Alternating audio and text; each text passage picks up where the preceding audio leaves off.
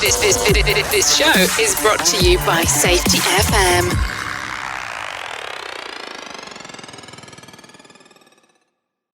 The following program is rated for mature audiences. It may contain adult language, adult situations, and frank safety discussions. The names and certain details have been changed to protect the safe and the unsafe. But believe me, every item in here is true. Today on Safety Wars with Jim Polzel. Don't let people make your decisions for you.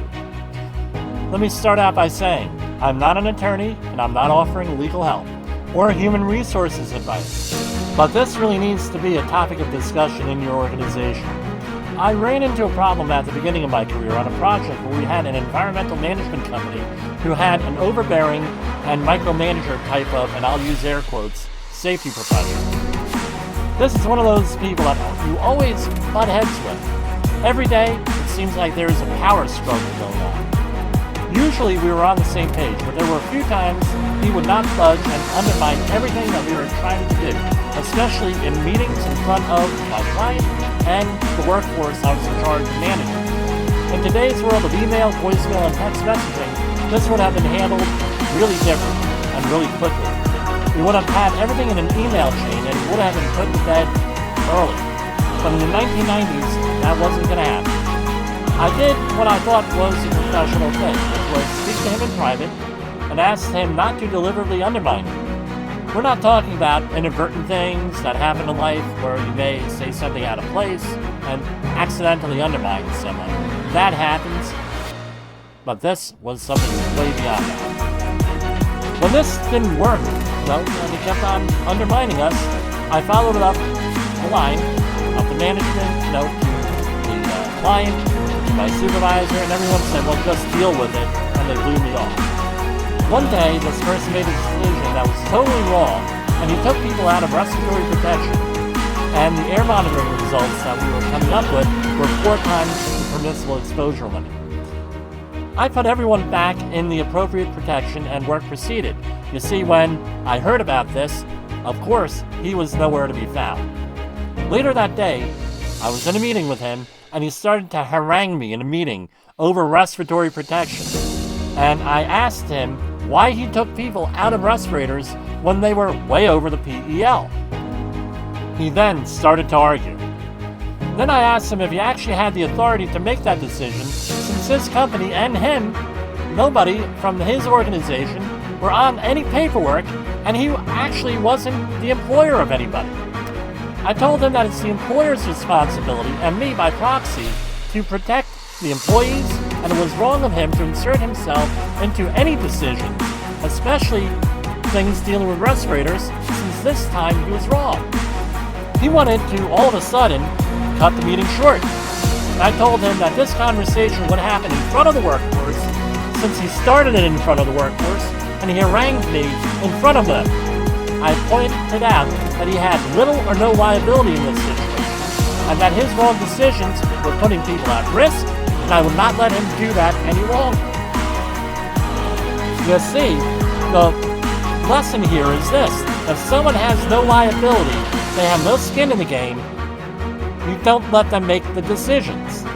So here's some other learnings from this situation. Number 1, don't argue in public, especially when you're wrong, or there's some debate that maybe you're wrong. Do it in private or in a small meeting. Publicly haranguing people is not a good idea. An appropriate way of handling this would have been for him to ask the question, saying, hey, how come we're wearing these respirators? Rather than just say, well, you're wrong and I'm doing it this way.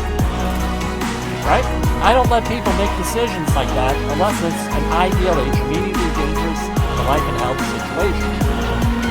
Number 3, always document this behavior.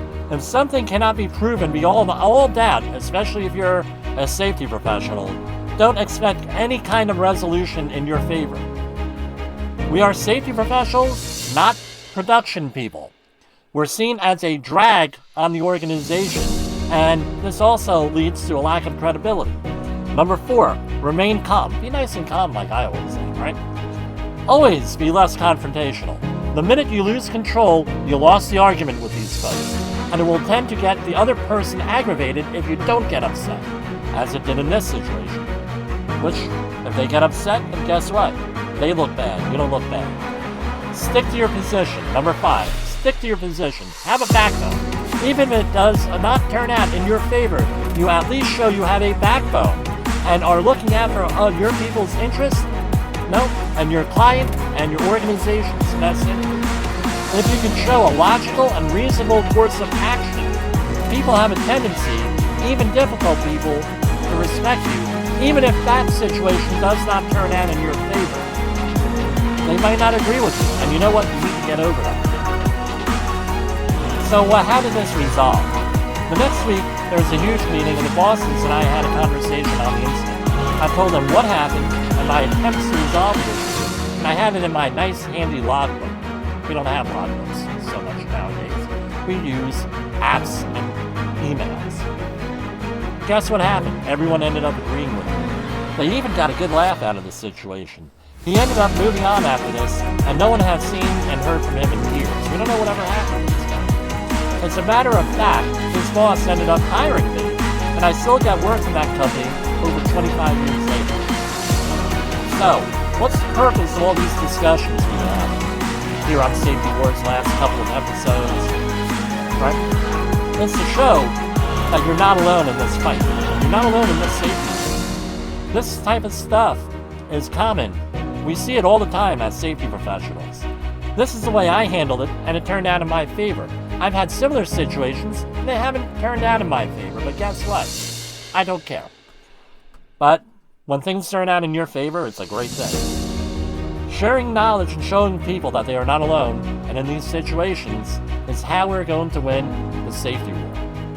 For Safety Wars, this is Jim Olson.